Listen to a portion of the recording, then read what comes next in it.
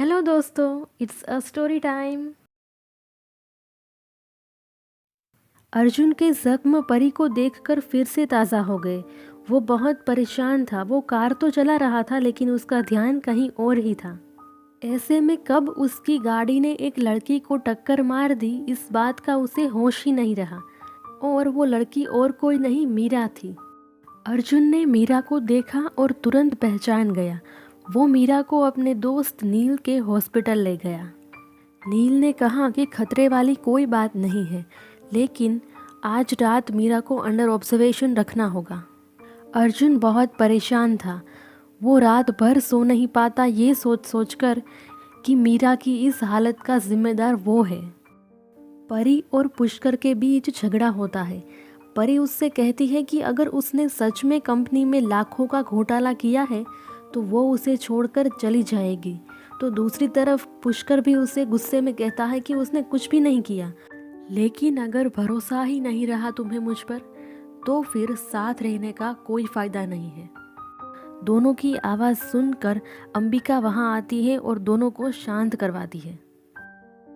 सुबह मीरा को होश आता है और वो बेड से उठकर चलने की कोशिश करती है, लेकिन उसके पैर में गहरी चोट आई थी जिस वजह से वो खड़ी भी नहीं हो पा रही थी। फिर भी वो धीरे धीरे चलने की कोशिश कर रही थी, लेकिन उसका पैर फिसल जाता है और वो गिरने वाली होती है। तभी अर्जुन वहाँ आ जाता है और मीरा को गिरने से बचा लेता है। मीरा अर्जुन को पहचान जाती है, लेकिन अभी सबसे ज़्यादा इम्पोर्टेंट उसका घर पहुँचना था।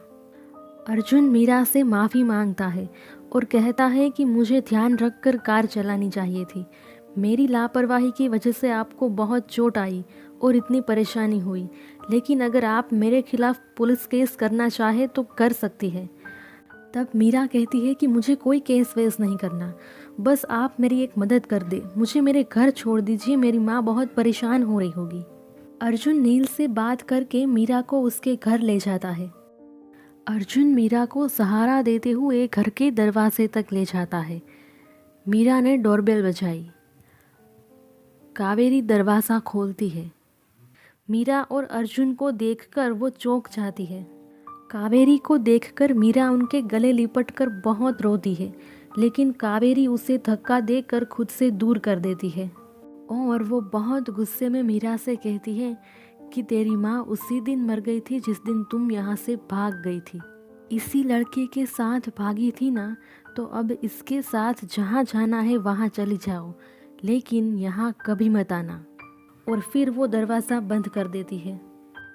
मीरा फिर से दरवाज़ा खटखटाती है, लेकिन कावेरी दरवाज़ा नहीं खोलती। अर्जुन मीरा को कहता है कि मेरे साथ चलो, लेकिन मीरा मना कर देती है और कहती है कि माँ है, गुस्सा करेगी लेकिन माफ़ भी कर देगी।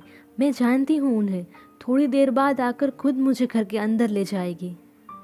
मीरा वहीं दरवाजे पर बैठ जाती है और अर्जुन को चले जाने के लिए कहती है। अर्जुन नहीं मानता, लेकिन मीरा अर्जुन के सामने हाथ जोड़कर कहती है प्लीज़ चले जाओ, यहाँ पर तमाशा करने से मेरी परेशानियाँ सिर्फ बढ़ेगी। मैं अपनी माँ को मना लूँगी, बस तुम चले जाओ यहाँ से।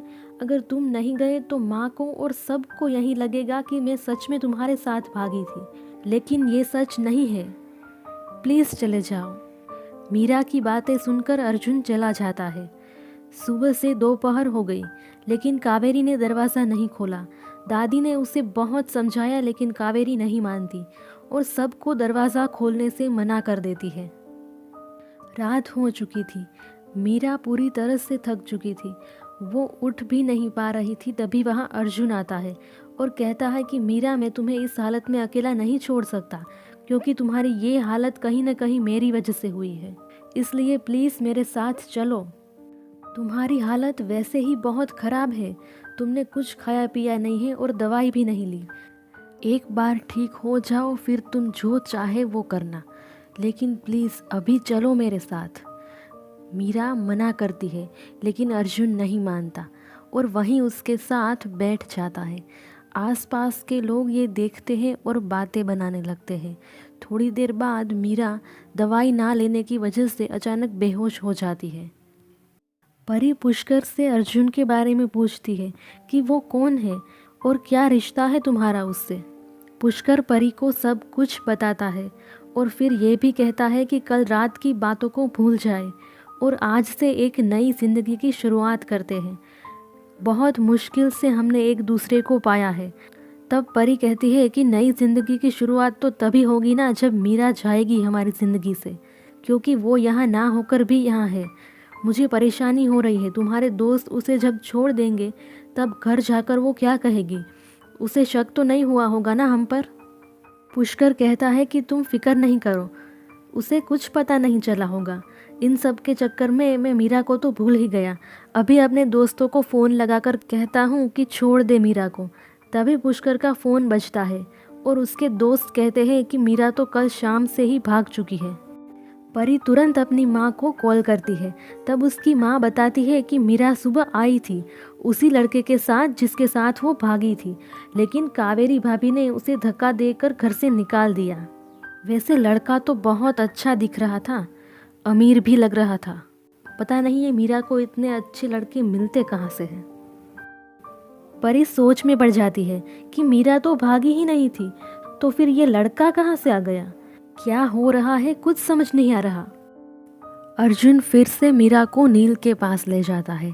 नील कहता है कि सुबह तक मीरा बिल्कुल ठीक हो जाएगी। देर रात हो गई थी, सब लोग सो चुके थे। बेहोश मीरा को अर्जुन अपने घर ले जाकर गेस्ट रूम में सुला देता है। सुबह वॉचमैन ने रागिनी को बताया कि कल रात अर्जुन एक लड़की को साथ लेकर आया था। अर्जुन उस लड़की को घर के अंदर ले गया। फिर थोड़ी देर बाद गेस्ट रूम की लाइट ऑन हुई और फिर बंद हो गई।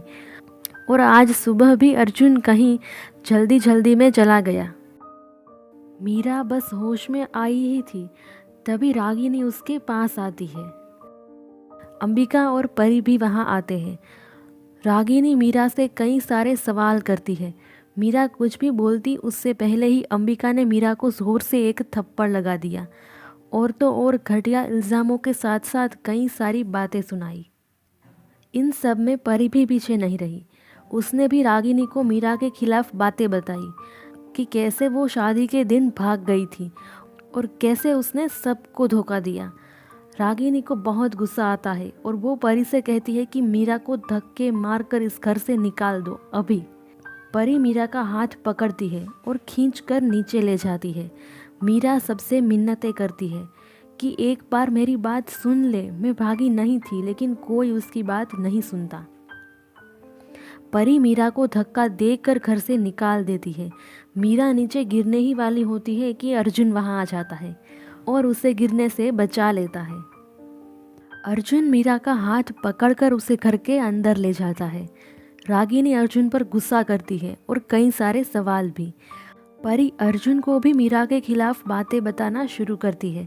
तब अर्जुन कहता है कि मीरा मेरी बीवी है और उसके खिलाफ अब मैं एक भी लफ्ज़ नहीं सुनूंगा। ये सुनकर सब चौंक जाते हैं। नेक्स्ट एपिसोड के साथ मैं बहुत जल्द आपसे मिलूंगी, लेकिन तब तक के लिए आप प्लीज़ कमेंट, लाइक, शेयर और सब्सक्राइब कर दीजिएगा। Thanks for watching.